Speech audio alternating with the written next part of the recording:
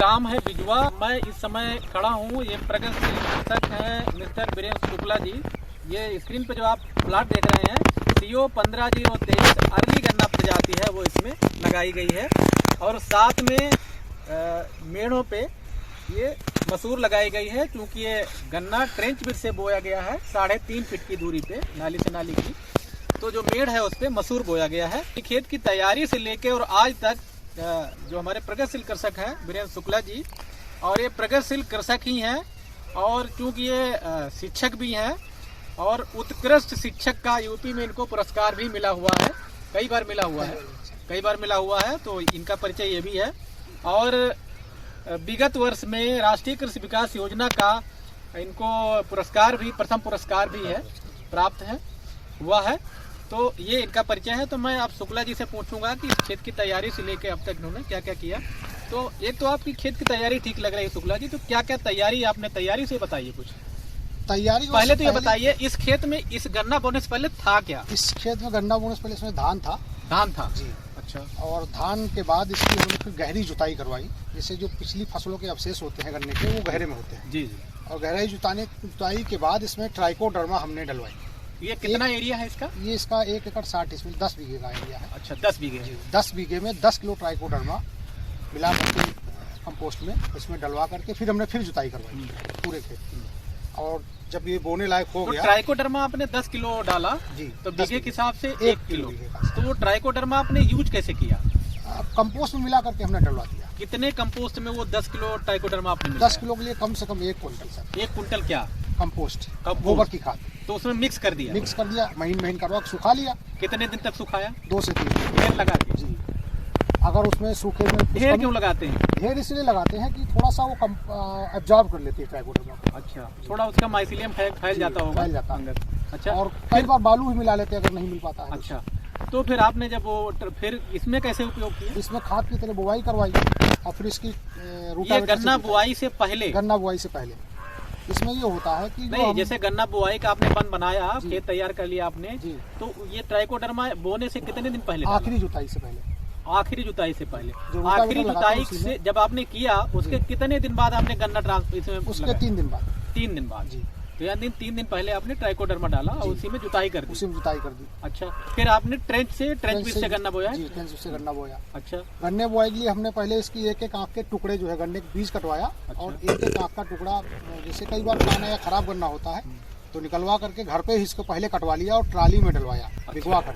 और वो भगोने में डालते गए, ड्रम में, गर्म पानी में, और उसी में दवाई पिज्जा और एमिडा का घोल। 10 बीघा ये आपका खेत है, तो आप कह रहे मैंने बीज शोधित किया और पानी ड्रम में डलवाया। अच्छा, और गर्म करवाया। अच्छा। और उसमें ये घर पे ये होता है, यहाँ पे बहुत सारे जो खराब बीज होते हैं, लाल या कोई रोगग्रस्त, वो उसमें जल्दबाजी में बो जाता है। अच्छा। घर पे ये नहीं होता, अगर 1 दिन पहले कृपया हम कर लेते हैं तो वही लेबर यहाँ हमारा घट जाता है और बुआई में फ्रेश बीज हमको मिलता है, कोई गड़बड़। यानी आपने बीज जो था स्वच्छ बीज प्रयोग करने का प्रयास किया, ताकि उसमें कोई डैमेज ना हो या कोई रोग न लगा हो, और उसको आपने ट्रीटमेंट किया। तो एक ड्रम में कितना पानी डाला जिसमें आपने ट्रीटमेंट किया? 200 लीटर। 200 लीटर में क्या क्या डाला आपने? 200 लीटर में करीब 250 ग्राम हमने एक्जा का इस्तेमाल किया। अच्छा। और 100 ग्राम एमिडा का जी। उसमें कोई, अच्छा, ये फंजीसाइड हो गया एक्जा और ये हो गया इंसेक्टिसाइड। तो ये 10 बीघे में कितना गन्ना लगा जिसको आपने वहाँ शोधित किया? 10 बीघे में हमने 30 कुंटल बीज कटवाया था, जिसमें करीब 4 से 5 कुंटल खराब निकल गया। अच्छा। जो हमने छटवाया। अच्छा। लगभग इसमें करीब, तो अगर आप छटवाते नहीं तो वो स्पेस ले रहा होता और अंकुरित नहीं होता। हाँ, वो जिससे गैप होने की संभावना बन जाती। अक्सर ये किसान करते नहीं है जी। दूसरा ये कि रोगग्रस्त गन्ना जब खेत में जम जाता है तो बहुत सारी और अन्य बीमारियों को वो जन्म देता है। जी जी। तो ये बुआई किया आपने ट्रेंच से? 4 फीट पे बुआई है इसकी। 4 फीट पे। और जो आँख से आँख की बीज की दूरी है वो 1 फीट है। 1 फीट है जी। गन्ना प्रजाति कौन सी है? 15-023। 15-023। इसकी बुआई की तिथि क्या है? बुआई की 15 अक्टूबर। 15 अक्टूबर को। तो गन्ना जब आपने बुआई शुरू किया तो 10 बीघा खेत कितने दिन में आपने बो लिया? ये 2 दिन में बो लिया। 2 दिन में बो लिया। तो कैसे विचार आया कि इसमें सह फसल ली जाए?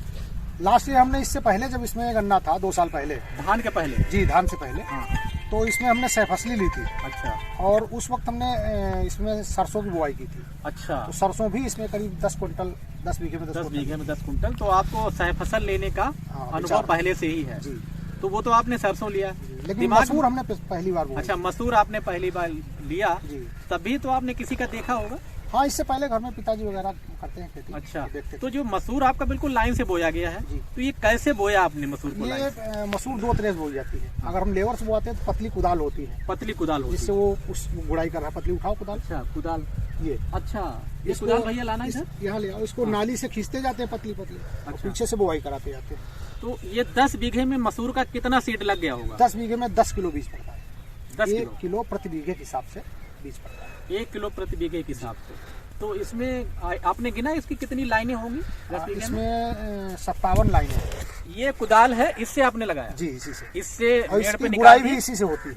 अच्छा, यानी ये मेड़ पे आपने इसी पतली कुदाल से आपने निकाल दिया इसको, नाली बन जाती है। नाली बन जाती है और उसी पे मसूर बोया। उसी में मसूर और NPK खाद मिला करके। तो इस हिसाब से बोया, इसीलिए आपका सीड कम लगा। जी, 1 किलो बीघा, यानी 10 किलो 10 बीघे में। जी, ये अधिकतम है, उससे कम ही लगता है। अच्छा, कम ही लगता है। और ये कुदाल देखिए, यहाँ बहुत सारी कुदालें इसी तरीके की हैं, चाहे वो सरसों बोना हो, सैफसल उस पे ट्रेंच विधि में जो ये सैफसल बोते हैं, और चाहे गुड़ाई करनी हो। तो ये देखिए, गुड़ाई का भी काम करती है। तो आपने ये फिर बो दिया। अच्छा, बुआई के समय में आपने जब आपने खेत तैयारी किया उस समय कुछ गोबर खाद वगैरह इसमें प्रयोग किया? क्योंकि ये धान का खेत था। नहीं, धान का खेत है, इस बार हम नहीं कर पाए, लेकिन एक बार हमने डलवाया इसमें 2 साल पहले। अच्छा, जब इससे पहले गन्ना बुआई की थी उस वक्त हमने कंपोस्ट दिया। तो वो 2 साल गोबर चल भी जाता है। हाँ। तो बुआई के समय में और उर्वरक क्या क्या डाला आपने?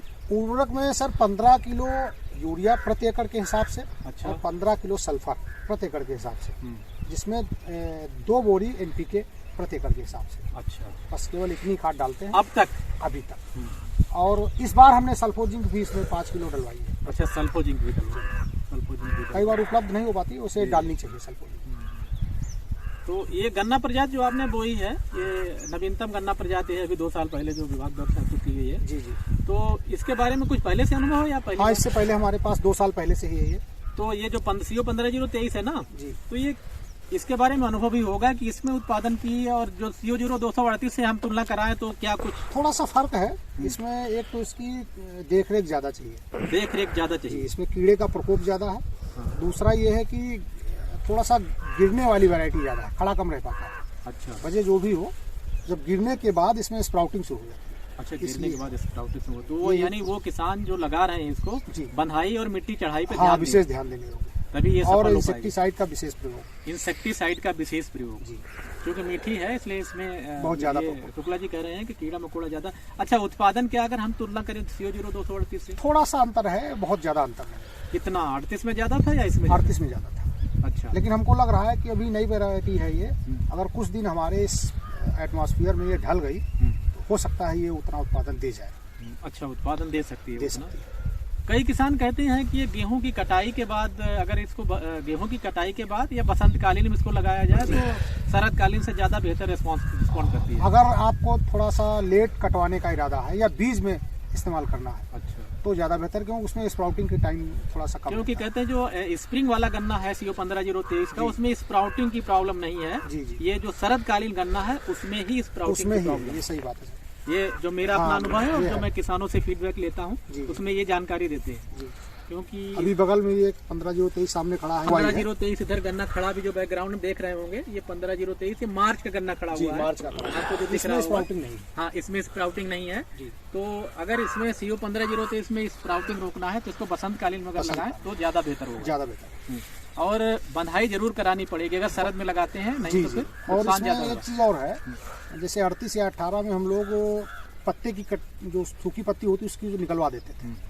हमारा अनुभव ये है इसमें पत्ती ना निकलवाई जाए। अच्छा, अच्छा, पत्ती इसकी न निकलवाई जाए। ये क्योंकि स्प्राउटिंग थोड़ा ज्यादा है तो पत्ती से कहीं ना, जब पत्ती निकलवाते स्प्राउटिंग और ज्यादा हो जाती है। अच्छा, पत्ती यानी छुड़ाए नहीं बंधाई के समय, उसमें तो स्प्राउटिंग कम होगी। क्योंकि अनुभव है आपका तो आप बेहतर बता सकते हैं। जो हमारे प्रगतिशील कृषक हैं जब उनसे जानकारी लेते हैं तो कुछ नई नई जानकारियाँ निकल के आती हैं।